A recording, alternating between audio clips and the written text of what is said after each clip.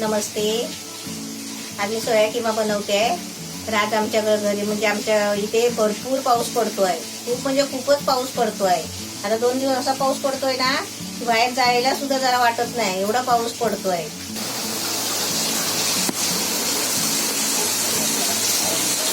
आता मी पहिलं काय करते माहितीये का, हे थोडं गरम पाणी गेलंय बघा असं, आणि ते आपल्या सोयाबीन मध्ये ओतायचं.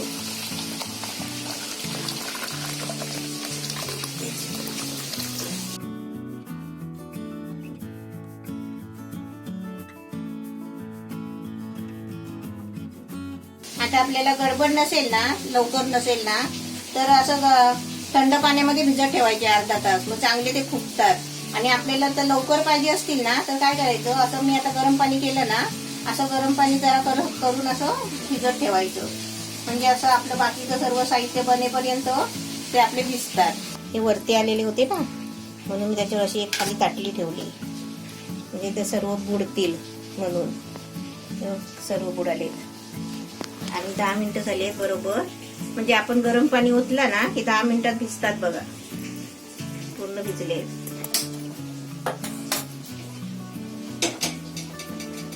हे पाणी असं काढून टाकायचं आहे सोयाबीन मधलं.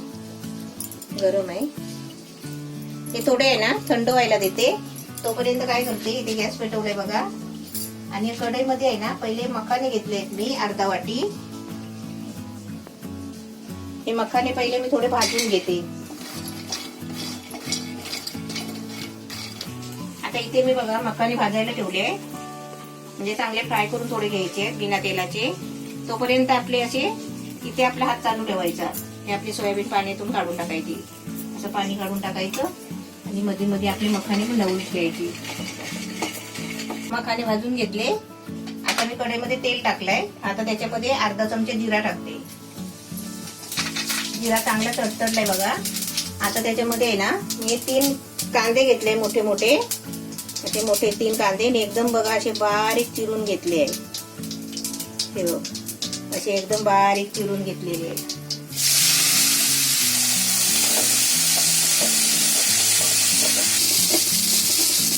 कांदा चांगला आहे ना मीडियम गॅसवर चांगलं लाल करून घ्यायचा आहे. तोपर्यंत आहे ना इथे कांदा पण फ्राय होतोय. तोपर्यंत इकडे आपल्याला सोयाचा किमा बनवायचा आहे. सोयाबीन मिक्सरला लावून घ्यायचे. आपल्या चिकनचा मटनचा किमा कसा असतो तसं करायचं आहे आपल्याला. एकदम बारीक पेस्ट सारखं नाही करायचं आहे. कांदा बघा एकदम मीडियम गॅसवर आहे ना चांगला फ्राय करून घेतलाय. आणि असं आहे ना थोडा अजून फ्राय व्हायला पाहिजे. आता एकदम बारीक चिरलाय ना पातळ, म्हणून तो लवकर भाजला. इथे कांदा फ्राय होईपर्यंत मी तिकडे किमा पण बनवला. कांदा बघा किती मस्त फ्राय झाला, एकदम लाल झालाय. करपला नाही आहे पण लाल झालं, एकदम ढवळतच राहायचं. बारीक चिरलाय म्हणून पटकन फ्राय झाला आणि लाल झाला एकदम छान. आता त्याच्यामध्ये हे बाकीचे मसाले टाकते. 1 चमचा आलं लसूणची पेस्ट आहे.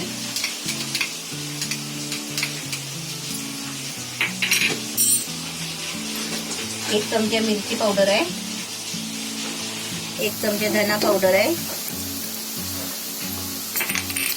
अर्धा चमचा हळद आहे. आपल्याला हे मसाले आहेत ना ते चांगले आता ढवळून घ्यायचे, चांगले फिरवून घ्यायचे. मसाले टाकून चांगला फ्राय झालाय कांदा बघा. आता ही मी आहे ना 2 छोटी छोटी टोमॅटो होती त्याची मी पेस्ट करून घेतली आहे. आता ती त्याच्यामध्ये टाकते.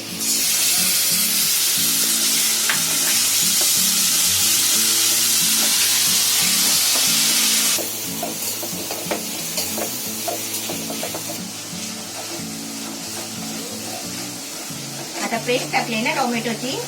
आता ती शिजायला पाहिजे ना, मग आपण त्याच्यावरती आहे ना 1 मिनिटासाठी झाकण ठेवते बघा, खाली 1 मिनिट. आता आपलं 1 मिनिट झालंय. मस्त तेल सुटलंय बघा.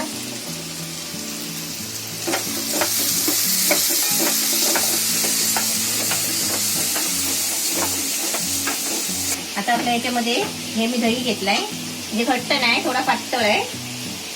दही टाकते, म्हणजे 1 वाटी आहे.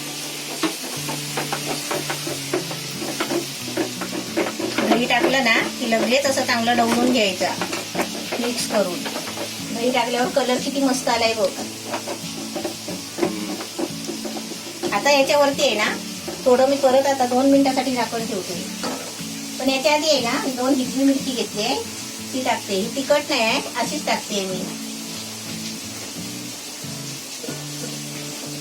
आता आपली 2 मिनिटं झाली आहे.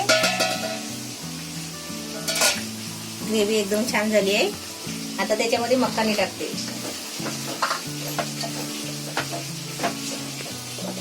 थोडा आहे ना थोडासा पाणी टाकते बघा.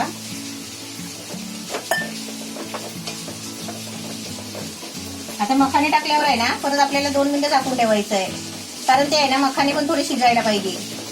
आपल्या सोयाचा किमा आहे ना तो जास्त शिजायला टाइम नाही लागत, पटकन शिजतो.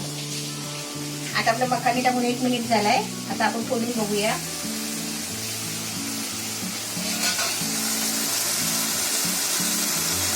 भाजी झाली भाजी आपली.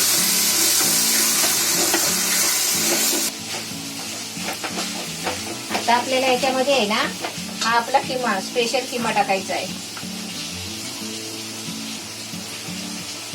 गॅस बघा बारीक आहे, मीडियम. आपला किमा टाकलाय आणि गॅस आपला मीडियम आहे. आता मी आहे ना मीठ टाकते. आपल्या चवीपुरता मीठ टाकायचं आहे.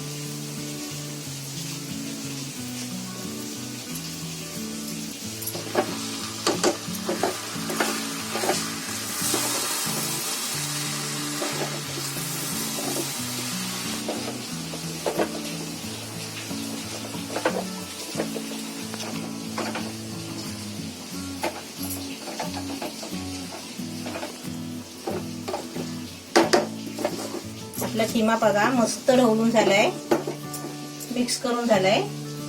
आता आपण आहे ना याच्यामध्ये थोडं पाणी टाकून आपल्याला याला चांगलं उकळी यायला देते.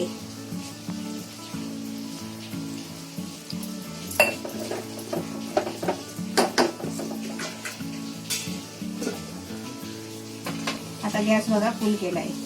आता बघूया आपलं 1 मिनिट झालाय.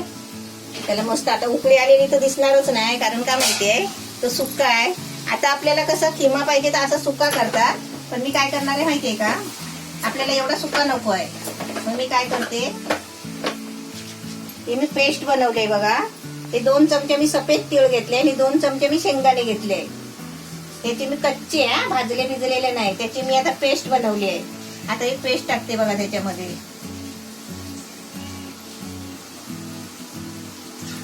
आपल्याला किमा कसा गरगरीत करायचा आहे, चपाती बरोबर खायला, पावा बरोबर खायला.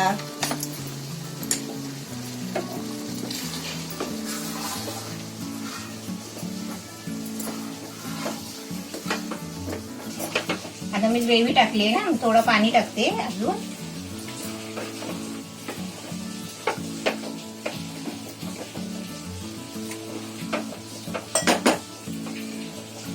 आता मी याच्यामध्ये आहे ना अर्धा चमचा गरम मसाला घेतलाय.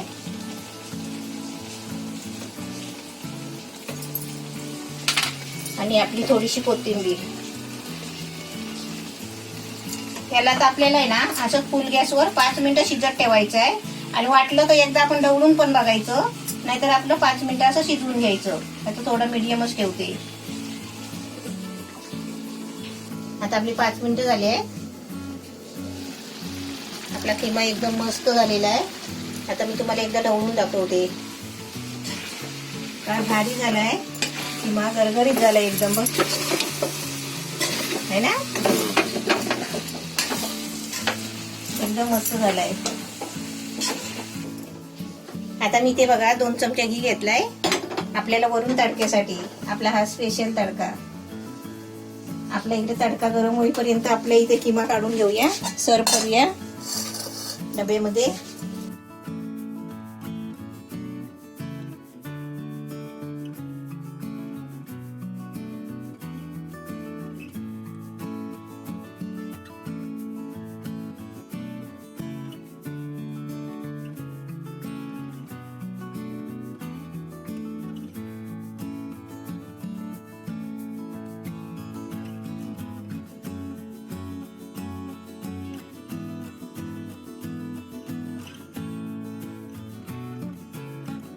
तापलाय त्याच्यामध्ये आता 5-6 लसूणचे पाकळे घेतले, एकदम बारीक कापून घेतले.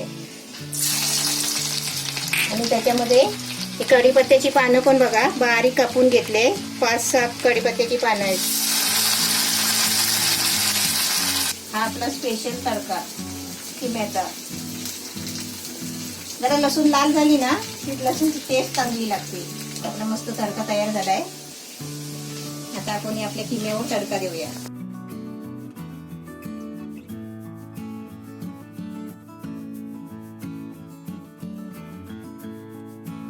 आपला सोयाचा किमा एकदम मस्त तयार झालेला आहे. असं तुम्ही पण बनवा.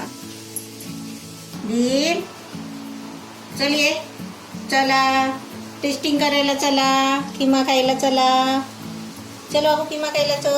अरे रे रे रे रे कुठे पळते? बॉल बरोबर खेळते आहे. तो तुझा बॉल तिकडे आहे बघा. ती जेव्हा धावते ना तेव्हा तिने कॅटर बेल पण पाडून टाकलं. एवढं जोरात धावते ती. बॉल शोधते ती. बॉल कुठे आहे? तिकडे. इथे बघा आपली रेसिपी एकदम रेडी आहे. सोयाबीन किमा. आता मी तुम्हाला टेस्ट करून दाखवतो. सोयाबीन तुझ्या फेवरेट आहेत ना मम्मी? टेस्ट कर. सांग जरा टेस्टिंग तू आजच.